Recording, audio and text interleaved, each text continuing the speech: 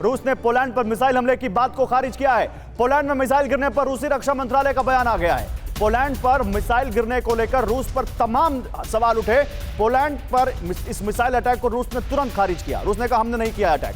Poland में missile गिरने पर रूसी रक्षा मंत्रालय ने कहा कि यह रिपोर्ट गलत है। रूस के मिसाइल अटैक करने की यह रिपोर्ट फर्जी है। मामले को तूल देने के लिए ऐसी खबरें फैलाई जा रही हैं, यह कहा रूस ने। रूस के खिलाफ नेटो देशों को उकसाने की कोशिश है, यह कहा रूस ने। और कहीं ना कहीं यह जो उकसावे की कार्रवाई है, कोई तो है जो इसको कर रहा है। आखिर यह कौन हो सकता है? किसको चाहिए कि नेटो इस वॉर में आ जाए? इसी बीच एक और बड़ी खबर, पोलैंड में मिसाइल हमले के बाद पश्चिमी देशों में हड़कंप मचा हुआ है। किसी भी गंभीर परिणाम के लिए रूस जिम्मेदार होगा, यह कहा है लातविया ने।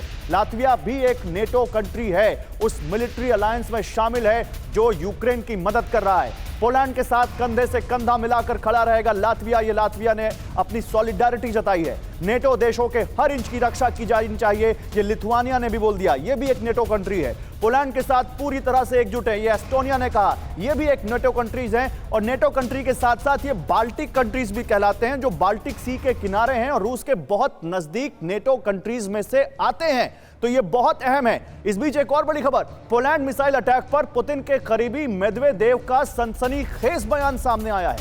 दिमित्री मेदवेदेव कह रहे हैं कि रूस के पूर्व राष्ट्रपति ने कहा, ये रूस के पूर्व राष्ट्रपति रह चुके हैं, ये कह रहे हैं कि पश्चिमी देश वर्ल्ड वॉर की ओर बढ़ रहे हैं। रूस पर हमले का बहाना ढूंढ रहा है वेस्ट, ये दिमित्री मेदवेदेव ने कहा। पुतिन के बेहद करीबी माने जाते हैं, सिक्योरिटी काउंसिल के उपाध्यक्ष हैं, अभी रूस के राष्ट्रपति रह चुके हैं। और ये कह रहे हैं कि पश्चिम देश बहाना ढूंढ रहे हैं वर्ल्ड वॉर का, और ये उसी के तहत किया गया जो पोलैंड में हुआ है।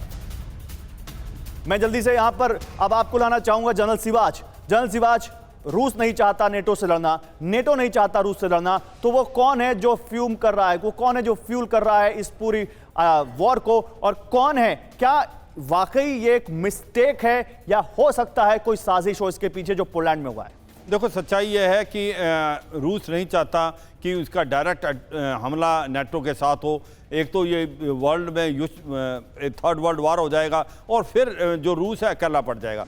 रूस कभी नहीं चाहेगा कि नेटो कंट्री इन्वॉल्व। सेकंड बात यह है कि नेटो कंट्री भी नहीं चाहेंगे कि वो इन्वॉल्व हो, क्योंकि आज की तारीख में फ्रांस और जर्मनी को बहुत प्रॉब्लम हो रखी है, एनर्जी क्राइसिस है, वहाँ गैस ऑयल नहीं है। वो नहीं चाहते ये लड़ाई लंबी बढ़े। अब वो चाहते हैं कि किसी तरीके से ये लंबाई खींचे, क्योंकि एक वार फिटीग आ गया है। अब तीसरी बात इसमें फायदा है वो यूक्रेन का। यूक्रेन चाहता है कि किसी तरीके से नेटो इन्वॉल्व हो जाए। अब उसको यह समझ नहीं आ रही, अगर नेटो, जेलेंस्की को समझना चाहिए, अगर नेटो इन्वॉल्व हो गया तो फिर तो ये थर्ड वर्ल्ड वार पक्का होनी है। तो एक मेरे को लगता है अगर फायदा किसी को है तो वो जेलेंस्की को है। वो इनडायरेक्टली और हथियार मिले। नहीं, और हथियार मिलेगा तो उससे क्या मतलब है? रूस के पास हथियारों की कोई कमी है क्या?